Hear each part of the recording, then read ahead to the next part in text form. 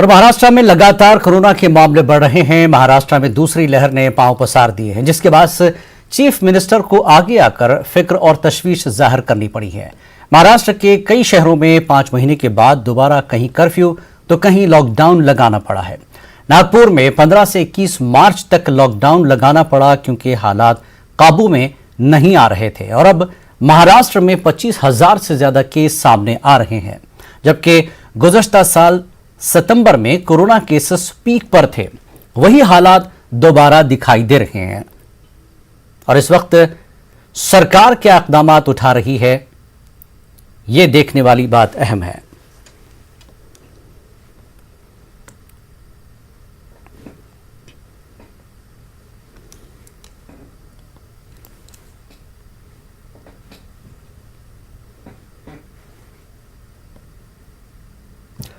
और आइए इस पूरे मामले पर महाराष्ट्र की जो मौजूदा सूरत हाल है उस पर बात करने के लिए हमारे साथ महाराष्ट्र के साबिक वजीर आला और मौजूदा कैबिनेट मिनिस्टर अशोक चौहान जी जुड़ चुके हैं। इस पूरे मामले पर आइए उनसे बात करते हैं। अशोक चौहान जी, आपका स्वागत है, इस्तकबाल है सर। नमस्कार सर, महाराष्ट्र की जो मौजूदा सूरत हाल है उस पर सरकार की किस तरह से नजर है, क्योंकि आप साबिक में चीफ मिनिस्टर रहे, बड़ा अच्छा अनुभव आपका है, एक्सपीरियंस लीडर आप हैं और मौजूदा जो सरकार है, 3 जो बड़ी बड़ी पार्टियां हैं या कहें कि गठबंधन की जो सरकार है उसमें एनसीपी, कांग्रेस और शिवसेना सभी सुलझे हुए नेता हैं, क्योंकि महाराष्ट्र की फिक्र आपकी तरह सभी को है और वहां की जनता को भी है। तो आपका अनुभव क्या कहता है, आपका तजुर्बा क्या कहता है कि कोरोना से बचकर निकल रहा था महाराष्ट्र, लेकिन फिर दोबारा से चपेट में आ रहा है, वजह क्या लगती है आपको? देखिए, आज की जो सबसे बड़ी चुनौती अगर मैं कहूंगा तो ये कोरोना की एक चुनौती फिर से दोबारा हमारे सामने आज खड़ी हो गई है जी। और जैसे आपने देखा कि सितंबर तक मामला बिल्कुल कम हो गया था जी। और सितंबर से फरवरी तक सिचुएशन नॉर्मल के तरफ बढ़ रही थी बिल्कुल, और फरवरी के बाद में फिर ऊंचाई तक मामला जा रहा है जी। तो ये बड़ी चिंता की बात है जी। सबसे बड़ा इसमें इलाज जो है मैं समझूंगा वो लोगों का सहयोग इसमें और गंभीरता इस मामलों को लेकर बहुत आवश्यकता है जी। क्योंकि आपने देखा कि कल एक ही दिन में तकरीबन मुंबई में 3,000 लोग ये पॉजिटिव पाए गए हैं जी। और 6 दिनों में मुंबई में 13,000 लोग पाए गए हैं जी। शुक्रवार के दिन, फ्राइडे के दिन आप देखेंगे कि राज्य में सबसे ज्यादा स्पाइक हुआ था, 25,000 सबसे ज्यादा मात्रा में लोग पॉजिटिव पाए गए जी। तो ये बड़ी चिंता की बात है। आप तो देख रहे हैं कि हम लोगों ने बीच में इसकी बदकिस्मती ये है कि इसको हर चीज को राजनीतिक एंगल से देखा जाता है। हम लोगों ने प्लेसेस ऑफ वर्शिप बंद कर दिए थे, मंदिर हो या मस्जिद हो या गिरजाघर या जो भी हो, तो सबको रोक के रखा था जी। लोकल ट्रेनें बंद हो गई थी, सिनेमा हॉल्स बंद हो गए थे, होटल्स बंद हो गई थी, तो इसके वजह से थोड़ा बहुत इसमें राहत मिलती जा रही थी। अब मौजूदा हालात ये कहते हैं इसमें जनता को इस चीज को गंभीरता से लेना बहुत जरूरी है। मैं समझ सकता हूँ, एक साल हर व्यक्ति समझता है कि मैं कितने दिन मैं घर पे रहूं जी, कितने दिन मैं रोजी रोटी से मुकर्रर रहूं, कितने दिन मैं इस अवस्था में मेरा टाइम बिताऊं। तो work from home, work from home जो मैं कहूँगा कि व्हाइट कॉलर्ड हमारी लोग हैं जो ऑफिसेज में जाते हैं, दफ्तरों में जाते हैं जी, वो एक तरीके से वर्क फ्रॉम होम कल्चर कुछ हद तक समझो मैं समझ सकता हूँ। तो जो हमारा लेबर है, जो मजदूर है, जो मेहनत करता है, तो उसके लिए वर्क फ्रॉम होम तो होने की बात तो है नहीं। उसके लिए भी हम लोगों ने आवश्यकता अनुसार उनको गेहूं दिए, चावल दिए, पीपी किट्स भी उसकी सुरक्षा के लिए दिए, अनाज दिया, तरकारियां दी, फूड कैंप्स चालू कर दिए। तो पिछले साल भर में बहुत मैं तो कहूंगा कि ये बड़े युद्ध किस्म का माहौल बिल्कुल एक बड़े युद्ध से आप लोगों ने लड़ा है। बिल्कुल महाराष्ट्र की आवाम को बचाने और सरकार को भी एक सही ढंग से चलाने की हालांकि एक चैलेंजिंग था, लेकिन आपने बहुत अच्छी कोशिश की, कामयाब भी रहे, लेकिन फिर हम उसी जो है रास्ते पर आ रहे हैं, तो ये बड़ा तशवीशनाक है। और वजीर आला उद्धव ठाकरे ने भी तशवीश और फिक्र जाहिर की थी कि हम इस पर देख रहे हैं। सर, एक चीज और जानना चाहूंगा, महाराष्ट्र के जो लोग हैं उनको अब चूंकि कोरोना की वैक्सीन भी दी जा रही है, एक राहत की सांस ली हिंदुस्तान की जनता ने कि चलिए वैक्सीन आ चुका है, अब ज्यादा खौफ की जरूरत नहीं, लेकिन केस बढ़ रहे हैं तो तशवीश और डर भी बढ़ा है। तो वैक्सीन कैसे पहुंचाई जा रही है लोगों तक सरकार की तरफ से? हमने प्रधानमंत्री से जब वीडियो कॉन्फ्रेंसिंग के जरिए महाराष्ट्र के वजीर आला ने जब बातचीत की, परसों कॉन्फ्रेंस हुई है जी, उसमें उन्होंने जिक्र किया है कि 45 वर्ष से भी ज्यादा जो लोग, क्योंकि अभी सीनियर सिटीजन्स और जो फ्रंटलाइन वर्कर्स है उन्हीं की हद तक कोवैक्सीन या जो दूसरे वैक्सीन से वो देना परमिटेड था। पर जो संख्या जिस मात्रा से संख्या बढ़ी है उसको ध्यान में रखते हुए 45 वर्ष से भी ज्यादा जो लोग हैं उनको भी इसके दायरे में लाना चाहिए, ताकि 45 प्लस जितने लोग हैं वहां से शुरुआत करें, ताकि ज्यादा से लोगों को वैक्सीनेट करने के लिए उस पर फायदा होगा।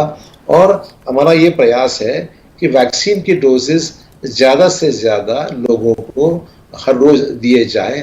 आज की संख्या मैं समझता हूँ, जो मेरे पास मालूमात है, वो तकरीबन रोज जो दिए जा रहे हैं, वो टेस्ट तो लोग रोज 10 लाख लोगों के पीछे 1,34,000 लोगों की टेस्ट हो रही है जी। और जहां तक मैं समझता हूँ वैक्सीन की जरूरत है, वो वैक्सीन में ज्यादा मात्रा में देने की आवश्यकता है।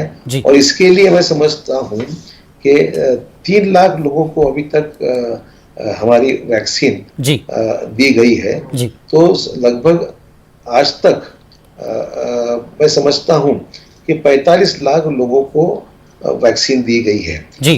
तो इसकी मात्रा बढ़ाने की जरूरत है, वैक्सीन की अवेलेबिलिटी, और 45 साल के ऊपर जिसकी उम्र है उसको वैक्सीन देना चाहिए। और दूसरी इंपॉर्टेंट बात जो प्रधानमंत्री से हमने इजाजत मांगी है कि हाफकिन जैसी इंस्टीट्यूट जो महाराष्ट्र में है उनको भी वैक्सीन निर्माण करने की जो इजाजत चाहिए वो अगर देंगे तो महाराष्ट्र, हाफकिन एक बड़ी रेप्यूटेड इंस्टीट्यूट है, तो ये अगर करेंगे तो इसमें बहुत इजाफा फायदा होगा और ज्यादा वैक्सीन उपलब्ध हो जाएगी। तो ये पहली बात है जो कल वजीर आला ने देश के प्रधानमंत्री के बातचीत में इसका जिक्र कल किया है। ठीक सर, इस जंग से लड़ाई के लिए मरकज की सरकार से आपको किस तरह की मदद अभी तक मिली है और आगे क्या वादा आपके साथ हुआ है? क्योंकि महाराष्ट्र में केसेस जिस तरह से बढ़ रहे हैं और पहले एक लड़ाई आप जीत चुके हैं, एक तरह से आपने जिस तरह से कोरोना से लड़ा है वो एक बहुत बड़ी लड़ाई है, और आगे फिर अब एक नई तैयारी आपको करनी है, तो मरकज से, सेंट्रल गवर्नमेंट से आपको किस तरह की मदद मिल रही है?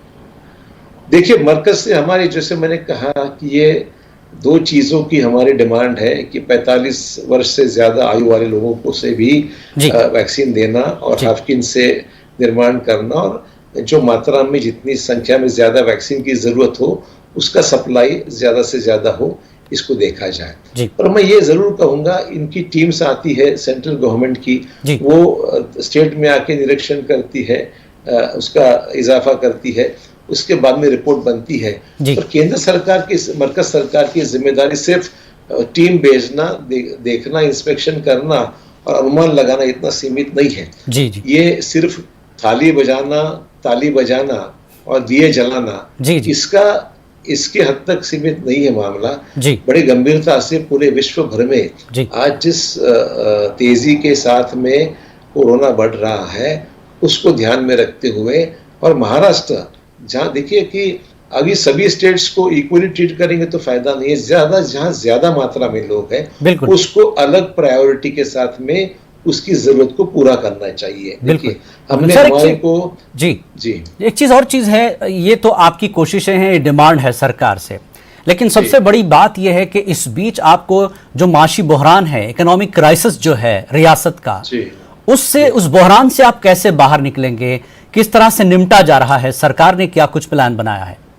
आपको तो पता होगा कि पिछले साल इकोनॉमिक क्राइसिस होने के बावजूद 22,000 करोड़ से भी ज्यादा राशि लगी है कोरोना के इलाज के लिए। हमने पैसे की कोई कमी रखी नहीं, चाहे वो फिर तुम्हारे सैनिटाइजेशन का मामला हो, चाहे वो मास्क लगाने का मामला हो, चाहे वो दवाइयाँ टैबलेट देने का मामला हो, चाहे वो रेमडेसिविर या अन्य इंजेक्शंस को देने का मामला हो, हर चीज़ को हमने सही तरीके से, ऑक्सीजन का मामला हो, तो जहाँ जहाँ ये सब चीज़ों की ज़रूरत थी और जो हमारी इंफ्रास्ट्रक्चर है, हमारे अस्पताल थे, हमारे ऑक्सीजन पाइपिंग की ज़रूरत थी, डॉक्टर्स की ज़रूरत थी, नर्सेज की ज़रूरत थी, तो वार्ड बॉयज़ की ज़रूरत थी, रिक्रूटमेंट भी हमने की है, तो पैसों की कोई कमी नहीं रही। राशि की, हालांकि स्टेट की रिसोर्सेस में तकरीबन 1 लाख करोड़ हमारा घाटा हुआ है, मतलब पैसा ही नहीं आया। लगभग मैं समझता हूँ स्टेट की आमदनी हर साल को 3 लाख करोड़ से भी ज़्यादा होती है।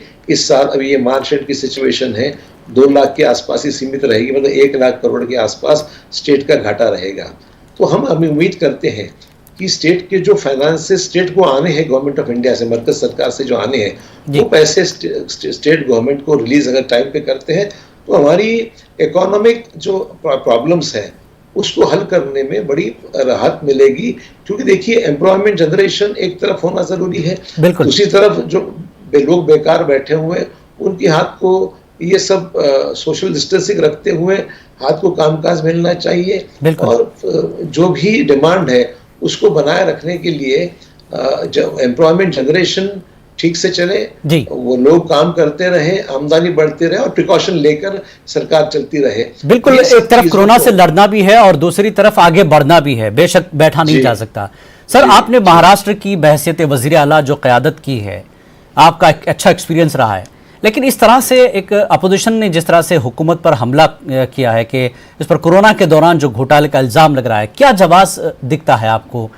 कैसे देखते हैं इस इल्ज़ाम को आप? ये कोई वक्त नहीं है। देखिए, इतने, जब मैं कहा कि 22,000 करोड़ रुपए कोरोना में खर्च हुए हैं, तो अगर इल्ज़ाम लगाने से नहीं होगा, कोई भी चीज़ ऐसे है, कोई भी चीज़ इल्ज़ाम लगाना और साबुत उसको प्रूव करना, इसमें बहुत अंतर है।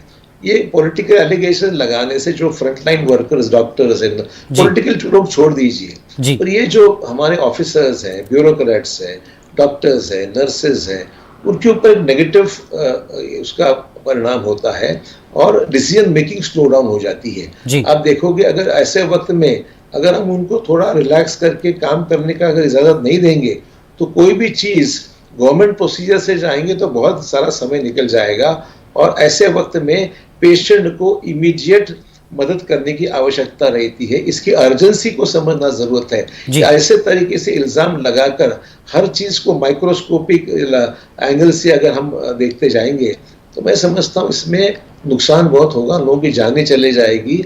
इसलिए हमारी लोगों ये इनसे दरखास्त है, गलत हम नहीं करेंगे, न होने देंगे। आपके पास कुछ प्रूफ है तो जरूर दीजिए, उसमें हम ध्यान देकर उसके ऊपर कार्रवाई करेंगे।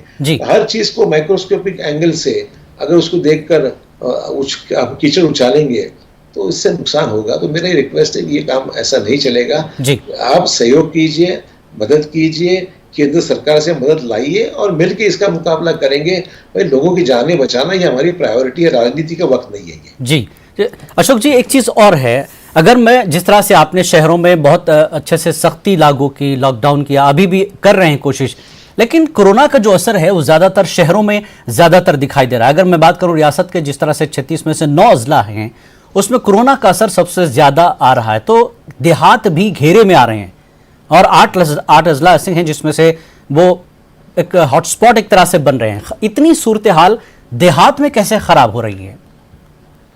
देखिए, एक तो हम सबसे बड़ी गलती जो पहले वक्त कोरोना जब शुरू हो गया था, मार्च अप्रैल पिछले साल में, तब हम लोगों ने इंटरनेशनल फ्लाइट्स को पहले बंद करने की आवश्यकता थी। लोगों की, हमने अचानक कोई फैसला कर दिया। तो इंटरनेशनल फ्लाइट्स अगर हम प्रॉपर इंफॉर्मेशन देकर बंद करते थे तो एक तो बाहर के लोग जो कोरोना इफेक्टेड कंट्रीज जो बड़े पैमाने पर है, ब्राज़ील है, यूके है, यूएसए है, वहाँ से जो आने वाले हैं उसके ऊपर थोड़ा एयरपोर्ट पे उसके ऊपर प्रतिबंध रख सकता था, जांच वहाँ पर हो सकती थी। वो शुरू में वहाँ निगलेक्ट किया गया।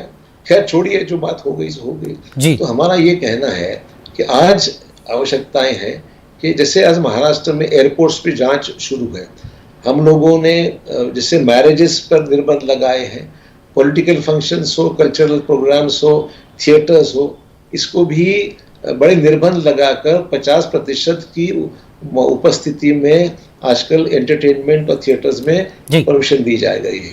बाकी पॉलिटिकल प्रोग्राम, सोशल प्रोग्राम में पाबंदी लगी है। मैरिज में भी 50 लोगों से ज्यादा मैरिज में लोग अलाउ नहीं किया, क्योंकि मैरिज तो भैया ऐसा है कि हर फैमिली की जरूरत है। मैरिजेस तो अभी उसमें कोई रोकना मुश्किल है, पर करे क्या?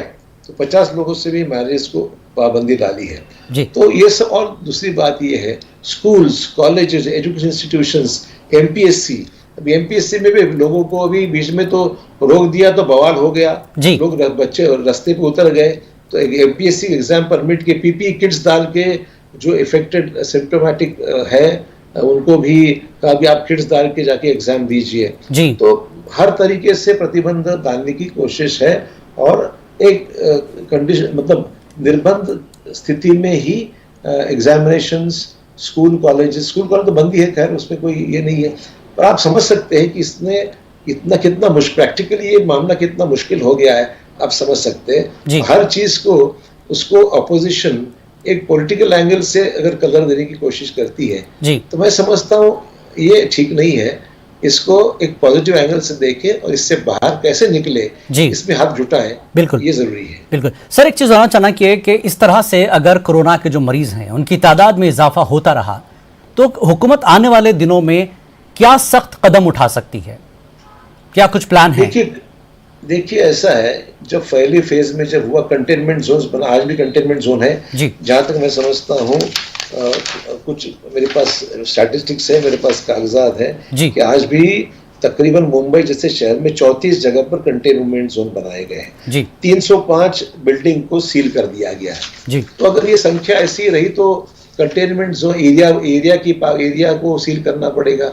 हम लोग खाली बिल्डिंग्स और सोसाइटीज की हद तक कंटेनमेंट को रोका है, अगर ज्यादा बढ़ता है तो पूरा एरिया सील करना पड़ेगा, पूरा वार्ड सील करना पड़ेगा, जो हमने पहले किया था। बाद में लोगों शिकायतें शुरू कर दी तो फिर वो सीमित किया, सोसाइटी की हद तक सीमित किया, उस बिल्डिंग की हद तक सीमित किया, तो वो बीच में थोड़ा सा रिलैक्स है। पर अभी आपने देखा लोकल शुरू हो गई तो भीड़ बढ़ गई, भीड़ बढ़ गई तो कोरोना बढ़ गया। तो जहां मार्केट में तो आप देख रहे हैं कि वेजिटेबल मार्केट में भी कितनी भीड़ उमड़ पड़ती है। बिल्कुल। तो अभी ये सब अगर ऐसा ही बढ़ते गया तो उसके ऊपर पाबंदी लानी पड़ेगी। टाइमिंग्स पे दिन भर 24 घंटों के लिए उसको लॉकडाउन करना पड़ेगा। एसेंशियल फूड आइटम्स को भी लिमिटेड टाइम के लिए खोलकर लोगों को भेजना पड़ेगा। ये सब चीजें जो पहले की थी उससे कोई सख्ती से उसका अमल करना पड़ेगा, और है क्या? जी बिल्कुल बिल्कुल। सर एक और चीज है, जैसा कि आप नांदेड़ के सरपरस्त वजीर हैं, तो अगर हम बात करें कोरोना के बढ़ते हुए जिस तरह से तबाही हो रही है उसको रोकने के लिए किस तरह की मनसूबाबंदी की जा रही है, क्योंकि नांदेड़ भी इस वक्त फहरिस्त में आ रहा है?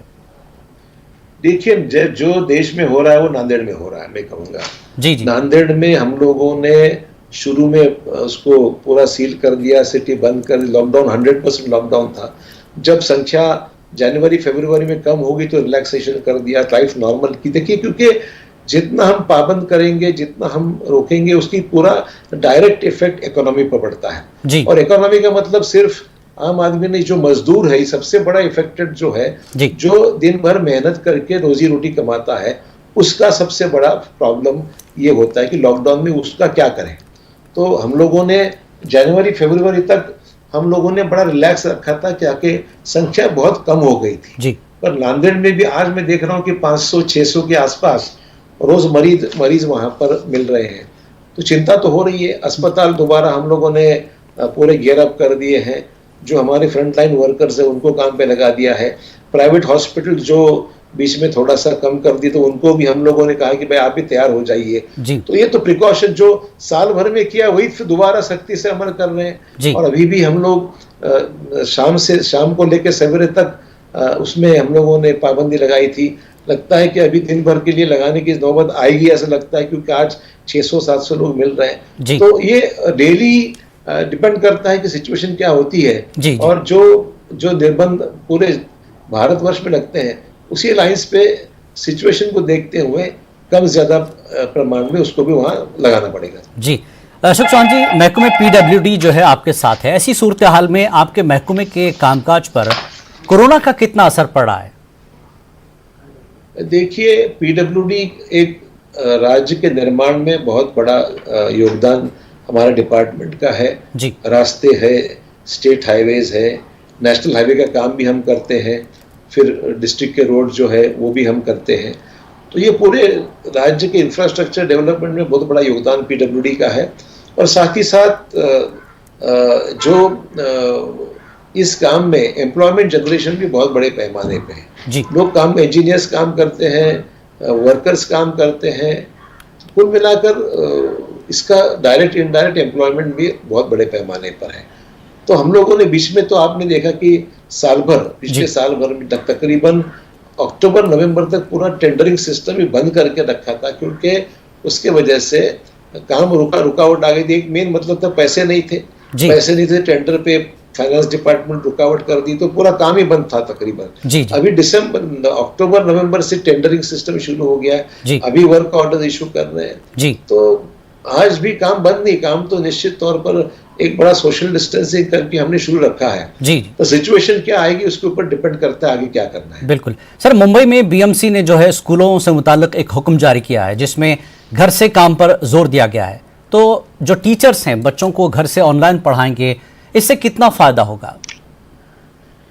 देखिए, एक सबसे बड़ी उपलब्धि इस कोरोना की मैं कहूंगा, उपलब्धि कहूंगा इसलिए कि नए नए तरीकों से लोगों तक पहुंचने के साधन, इसकी एक बड़ी मात्रा में शुरुआत हुई है। जैसे वीडियो कॉन्फ्रेंसिंग के माध्यम से मीटिंग्स हो रही है, ऑनलाइन एजुकेशन शुरू हुआ है, लोगों का संपर्क का साधन नेट के द्वारा, वीडियो कॉन्फ्रेंसिंग, स्काइप, अलग अलग सॉफ्टवेयर के जरिए लोगों की कॉन्फ्रेंसेस हो रही है। तो मैं समझता हूँ ये सिर्फ कोरोना की हद तक नहीं, लॉन्ग रन में high courts, supreme courts, district court भी वीडियो कॉन्फ्रेंसिंग के जरिए अपना काम कर रहे हैं। टेलीमेडिसिन की शुरुआत है, लोग मेडिकल एडवाइस भी आजकल टेलीमेडिसिन के द्वारा, मतलब नेट के द्वारा इंफॉर्मेशन जा रही है।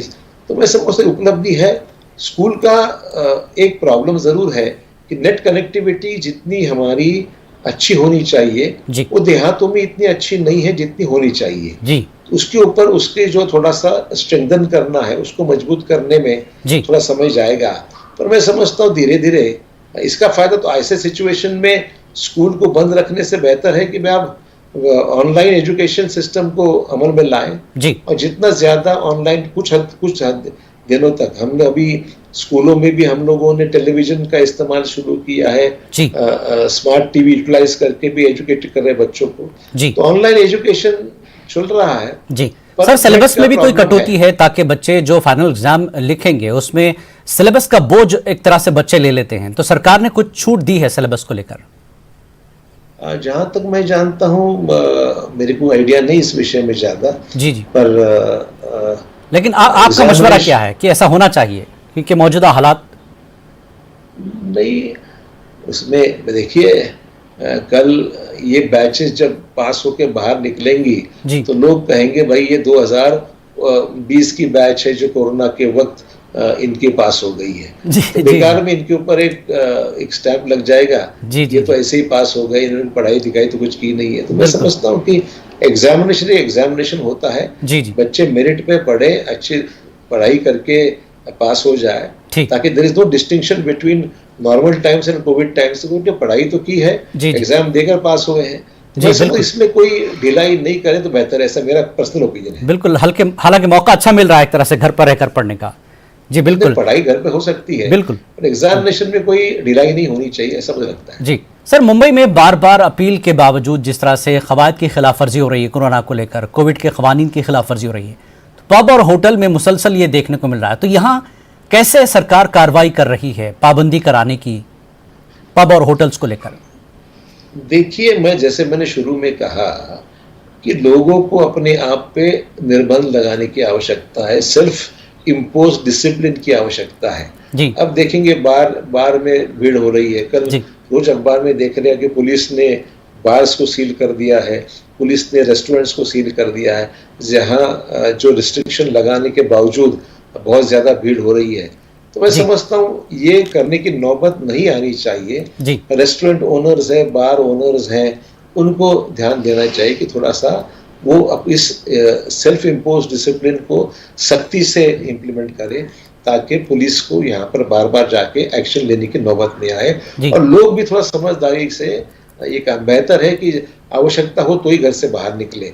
लोगों को मैं देखता हूँ आज भी इतनी गंभीरता से इस चीज को, अब जब देखते कि भाई रेस्टोरेंट में भीड़ हो रही है, पब्स में भीड़ हो रही है, सिनेमा घर में भीड़ हो रही है, तरकारी भाजी लेने के लिए भीड़, क्या हम उसको रोक नहीं सकते हैं? क्या हम हमारे ऊपर खुद डिसिप्लिन इंपोज नहीं कर सकते हैं? बिल्कुल, ये खुद से कोशिश करें लोग, तो सरकार को भी इससे फायदा होगा और लोगों की ही इसमें भलाई है। सर, आखिरी सवाल आपसे जानना चाहूंगा, मुंबई और महाराष्ट्र के लोगों से आप अपील क्या करेंगे, क्योंकि आप एक जिम्मेदार शख्स हैं, साबिक वज़ीर आलम हैं और आपकी एक छवि है महाराष्ट्र में, क्या अपील करेंगे ताकि लोग उस पर अमल करें? देखिए, ये पूरे विश्व भर की चुनौती है जी, और इस चुनौती का सामना सिर्फ सरकार नहीं कर सकती, सरकार हम दोनों मिलकर, जैसे महाराष्ट्र के मुख्यमंत्री जी ने एक ऐलान मराठी में किया, माझे कुटुंब माझी जवाबदारी, तो मेरी फैमिली मेरी जिम्मेदारी, बिल्कुल ये उन्होंने कही है। तो ये आपके फैमिली की जिम्मेदारी आप खुद उठाएं, सरकार के साथ सहयोग करें, ज्यादा से ज्यादा निर्बंध जो है तीनों है कि सैनिटाइजेशन हो, सोशल डिस्टेंसिंग हो, मास्क लगाना हो, ये त्रिसूत्री जो है उसकी ठीक से अमल करें और कोरोना को निपटने के लिए बड़ी हिम्मत के साथ में, देखो ऐसा है कि हिम्मत से बहुत बुरा लगता है कि जब किसी की डेथ हो जाती है, रिश्तेदार भी उसकी फ्यूनरल तक पहुंच नहीं पाता, जा नहीं पाता है। तो ये स्थिति अच्छी नहीं है, इसको रोकना है। हम और आप मिलकर, दोनों मिलकर इस लड़ाई को जीते, ये मेरी लोगों से अपील है। बिल्कुल, बहुत बहुत शुक्रिया अशोक चौहान जी, आपने बहुत ही अच्छी तजवीज़ दी, बहुत ही अच्छे मशवरे दिए हैं। कोरोना की लड़ाई सिर्फ सरकार की नहीं, आम आदमी की है। आम आदमी को भी इस लड़ाई में सरकार के साथ जुटना पड़ेगा। बहुत बहुत शुक्रिया अशोक चौहान जी, न्यूज़ 18 उर्दू से बात करने के लिए। तो नाजरीन, फिलहाल इतना ही, आदाब।